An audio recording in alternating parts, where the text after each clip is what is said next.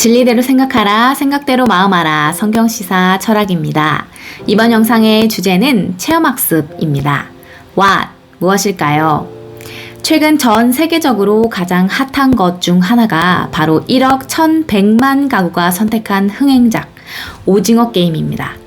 물 들어올 때 노젓는다고 하죠. 이 열풍에 힘입어 오징어 게임을 활용한 각종 마케팅이 무수히 쏟아져 나오고 있고 세계 여러 나라에 오징어 게임 팝업 체험존이 세워지고 있습니다. 프랑스에서는 체험존에 수많은 인파가 몰려 난투극이 벌어지기도 했습니다. 현대인은 이렇게 무엇인가 흥미로운 것이 생기면 간접적으로 보고 듣는 것만으로 만족하지 않습니다. 반드시 자기가 체험하려 하죠. 마트에서는 구매 전에 시식을 해봐야 하고 백화점에서는 상품을 착용해보고 또 테스트 샘플을 사용해보고 차를 사기 전에는 시승을 합니다. 여행과 홈스테이도 일종의 외국 생활 체험이라 할 수 있겠죠. 우리는 인생에서 모든 것을 경험할 필요는 없습니다. 또 그렇게 할 수도 없습니다. 특히 어떤 체험은 큰 위험 부담을 수반하기 때문에 조심해야 합니다. 그러나 한 번의 새로운 체험이 새로운 인생의 장을 열기 위한 용기를 내는 중요한 계기가 되기도 합니다. 어떤 이는 일생 동안 특별한 취미 없이 그럭저럭 살다가 60세에 처음 스카이다이빙에 도전해보고 그 매력에 푹 빠져서 80세까지 매일 그것도 혼자 스카이다이빙을 즐기기도 합니다. 어떤 이는 처음 먹는 음식에 매료되어 매일 그 음식을 먹기도 하고 어떤 이는 어린 시절 보았던 사당패에 푹 빠져서 일생을 혼자 장구, 징, 꽹과리를 메고 사물놀이를 하기도 합니다. 또 운동을 전혀 하지 않던 사람이 어떤 계기로 운동을 한번 하게 됐는데 그 후로 맨발로 뒤로 그 누구보다 더 꾸준히 혹독하게 운동을 합니다. 이렇게 자신이 느껴보지 못한 것에 대한 경험이 인생을 바꿔놓을 수도 있는 것이죠. 그렇기에 학교 교육 과정에서도 창의력 증진, 진로 역량 강화 등을 위해서 자연환경 생태 체험, 마을 체험 학습, 문학기행 지질 답사 체험 학습, 역사 근거지 체험 학습, 디지털 문해 현장 체험 학습, 해외 문화 체험 학습 등 다양한 체험 활동이 이루어지고 있습니다. 그 밖에도 우리 사회에는 계절에 따라 딸기 따기 체험, 밤 따기 체험, 벼베기 체험, 탈곡 체험, 김장 체험, 궁궐 체험, 면접 체험, 플라스틱 없는 삶 체험, 그리고 이제 관뚜껑 닫습니다. 관에 들어가는 임종 체험, 죽음 체험까지 각종 체험이 넘쳐납니다. 앞으로 컴퓨터 웹에서 아바타를 이용해 사회, 경제, 문화 활동을 하는 메타버스 기술 활용 사례가 늘어갈수록 체험의 범위는 무한대로 확대될 것입니다. 나는 주로 어떤 것을 체험하기를 좋아합니까?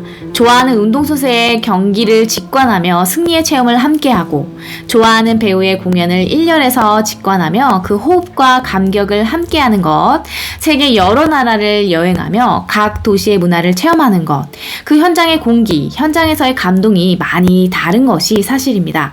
그렇다면 그 많은 체험활동, 체험학습 중에 혹시 진리 체험학습, 섬김의 체험학습이 있습니까? Why? 왜 그럴까요? 사람들은 왜 무언가를 직접 체험하고자 하는 것일까요? 옛날에는 군대를 가야 사람이 된다, 장가를 가야 어른이 된다, 어르신들이 이런 말을 참 많이 하셨습니다. 군대와 장가의 체험 여부에 따라 인생에 대한 이해, 타인에 대한 이해, 시야가 달라질 수 있음을 이르는 말입니다. 지금의 우리 사회에서 이 말을 그대로 적용할 수는 없지만 말입니다. 또 서울 안 가본 사람이 말싸움에서 이긴다. 서울 안 가본 사람과 서울 가본 사람이 말싸움을 하면 서울 안 가본 사람이 이긴다는 말이죠. 즉, 체험하지 못하면 자신의 생각을 바꾸기가 그만큼 어렵다는 것입니다. 우리는 체험을 통해 생각을 전환하고 확장할 수도 있습니다. 자신과 타인에 대한 이해, 세상에 대한 이해의 폭을 넓히고 더 깊이 있고 넓은 것을 보는 안목을 키울 수 있습니다. 건축하는 일을 체험하면 지붕 안의 전기 배선, 건물 밑의 기초 등 집의 구조가 입체적으로 살아납니다. 늘 타고 다니는 자동차지만 자동차를 분해하고 정비하는 것을 본 사람과 한 번도 보지 못한 사람의 자동차에 대한 이해는 완전히 다를 수밖에 없습니다. 마시는 것도 먹어본 사람이 그 맛을 아는 것이죠. 마찬가지로 진리에 대해 체험하지 않은 사람은 진리의 능력과 힘을 알 수 없고 또 이해할 수 없습니다. How? 어떻게 할까요? 첫째, 경험이 경력으로, 체험이 체득으로. 생각의 전환과 확장, 나와 타인, 세상에 대한 이해의 폭을 넓히고자 하는 체험도 어떤 체험을 하느냐, 또 어떻게 체험하느냐가 매우 중요합니다. 1. 어떤 체험, 경험이 경력으로. 예수님은 마귀가 네가 만일 하나님의 아들이여든 뛰어내리라 하였을 때 주 너의 하나님을 시험하지 말라 하시며 하나님을 시험하는 것을 거부하시고 막으셨습니다. 우리 인생에 이렇게 체험하지 말아야 하는 것도 있습니다. 술, 흡연, 마약, 폭력, 기타 범죄 등이 모두 체험하지 않아도 되는 것, 또 절대 체험하지 말아야 하는 것들입니다. 이런 것들은 성장을 위한 체험, 경험이 아니라 자기와 타인을 망가뜨리고 일생에 지울 수 없는 후회막심한 중독과 전과라는 결과만을 만들어낼 뿐입니다. 물건을 살 때는 한번 사용해보고 마음에 안 들면 반품할 수 있지만 인생은 그렇게 시험했다가는 한 번에 끝날 수도 있습니다. 반면 우리 인생에는 진짜 체험해야 하는 것도 있습니다. 바로 믿음, 사랑, 소망, 도움, 베품, 헌신, 진리의 체험, 은혜의 체험입니다. 이런 체험은 체험할수록 경험할수록 좋은 경력이 되어 우리의 삶을 더욱 풍성하게 만듭니다. 하나하나의 작은 체험이 진리를 위한 헌신으로 나아가는 큰 계기가 됩니다. 모세는 출애굽 전후로 큰 기적을 행하기 이전에 먼저 손에 있는 지팡이를 땅에 던지니 뱀이 되고 뱀의 꼬리를 잡으니 다시 지팡이가 되었던 체험, 손을 품에 넣었다 내어보니 눈같이 나병이 생기고 다시 손을 품에 넣으니 손이 본래의 살로 되돌아온 체험이 있었습니다. 또 바로왕 앞에 던져진 아론의 지팡이가 애굽 요술사들의 지팡이를 삼키는 기적의 체험이 있었습니다. 이 기적의 체험은 마치 출애굽 전 10가지 기적과 출애굽 후 광야에서의 수많은 기적을 행하기 전에 전초전과도 같습니다. 사무엘상 17장 34절에서 37절, 또 소년 다윗은 아버지의 양을 지킬 때 사자나 곰이 와서 양 새끼를 물어가면 새끼를 물어간 사자나 곰을 따라가서 치고 그 입에서 새끼를 건져내었다 하였습니다. 또 그 사자나 곰이 일어나 자신을 해하고자 하면 그것의 수염을 잡고 쳐 죽였다 하였습니다. 그러나 그때마다 여호와께서 자신을 사자와 곰의 발톱에서 건져내셨기 때문에 다윗은 하나님께서 블레셋 사람 골리앗의 손에서도 자신을 건져내실 줄 굳게 믿었습니다. 즉 사자와 곰의 발톱에서 구원받은 체험이 골리앗의 칼 앞에서 하나님이 나를 구원하실 것이라며 믿음의 용기를 내는 계기가 된 것입니다. 이렇게 진리와 은혜, 기적과 천국의 체험은 그 일을 위해 헌신, 매진할 수 있는 계기가 됩니다. 2. 어떻게 체험? 체험이 체득으로. 또 체험을 어떻게 하느냐, 어떻게 체득하느냐가 매우 중요합니다. 분명 같은 체험인데 어떻게 경험하느냐에 따라 다른 반응, 다른 결과를 만들어낼 수 있기 때문입니다. 낚시를 처음으로 도전하는데 그날따라 날씨도 엉망이고 고기도 못 잡고 꽝치면 피곤함, 무료함만을 체험하게 되는 것이고 더없이 좋은 날씨에 좋은 시설에서 손맛까지 알게 된다면 낚시를 즐기게 되는 계기가 되기도 합니다. 스쿠버 다이빙을 처음 하는데 깊은 바다에 겁먹고 물만 많이 먹으면 앞으로는 절대 할 생각을 하지 않겠지요. 그러나 바닷속의 아름다움을 보게 되면 강습받고 직접 스쿠버 다이빙을 하게 됩니다.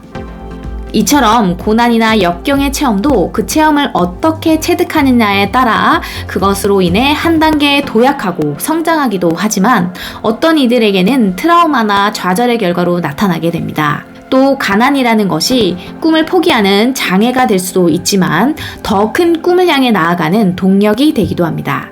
가난했기에 나누는 자도 있고 가난했기에 부자가 되기 위해 일생을 돈 벌고 번 돈을 관리하고 자랑하는 데 쓰는 사람도 있습니다.